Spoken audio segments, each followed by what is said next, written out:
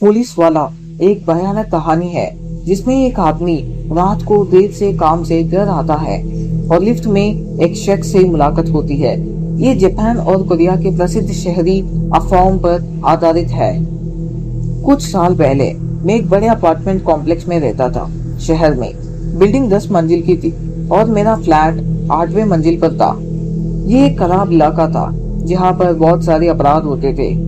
मैं जल्दी ही यहाँ से शिफ्ट होने वाला था, इसीलिए मैंने कभी भी अपने पड़ोसियों से मिलने का कोई एफर्ट नहीं किया।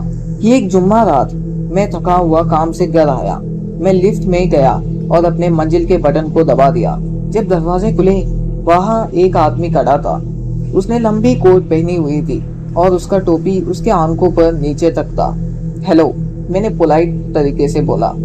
आदमी ने कोई जवाब नहीं दिया। मैं लिफ्ट से बाहर निकला तो उसने मुझे धक्का देकर अंदर आके बटन दबा दिया। क्या घटिया आदमी है, मैंने अपने आप से कहा। मैंने अपने घर के दरवाजे को खोल दिया और अंदर आया। सीधे बाथरूम में गया। जब मैंने हाथ धो रहा था, मैंने आईने में देखा कि मेरे शर्ट के स्लीव पर एक गहरा लाल स्टेन था। लग रहा था जैसे खून का स्टेन हो। तब मुझे याद आया कि लिफ्ट में मुझसे टकरा गया वो अकड़कर आदमी। मुझे बहुत अजीब लगा। मुझे नहीं पता था कि खून कहाँ से आया था, लेकिन मुझे शक था। मैं तुरंत अपने फ्रंट डोर को लॉक किया। फिर मैंने शवर लिया और खून से भरपूर शर्ट को कचरे में डाल दिया। उस रात मैं अच्छे से नहीं सो पाया। अगली सुबह सैटरडे थी और मैंने एक खूबसूरत युवा महिला से मिलने का प्लान बनाया था। मैं तैयार हो रहा था कि तभी मेरे दरवाजे की घंटी बजी। कौन होगा ये, मैंने गुस्सा में कहा। मुझे तो डेट के लिए लेट हो रहा था और मैं और भी टाइम वेस्ट नहीं करना चाहता था।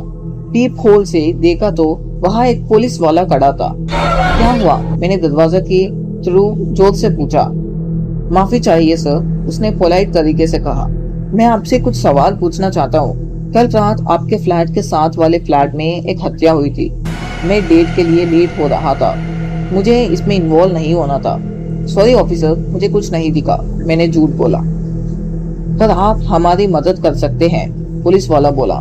क्या आप कम से कम दरवाजा खोल कर बात कर सकते हैं?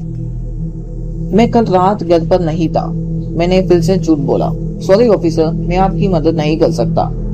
ठीक है सर, पुलिस वाला ने जवाब दिया। आपका समय देने के लिए धन्यवाद। वो हॉलवे में चला गया और मैं अपनी डेट के लिए तैयार होने लगा। कुछ दिनों तक मुझे बहुत नर्वस फील हुआ। मेरे साथ वाले फ्लैट में रहने वाला पड़ोसी हत्या का शिकार हो गया था। ये इलाका सचमुच अनजान था। मैं खुश था कि जल्दी ही यहाँ से शिफ्ट हो रहा था। मैंने पुलिस वाले को झूठ बोलने के लिए भी बहुत गिल्ट फील किया। आफ्टर ऑल, मैंने हत्या करने वाले को देखा था।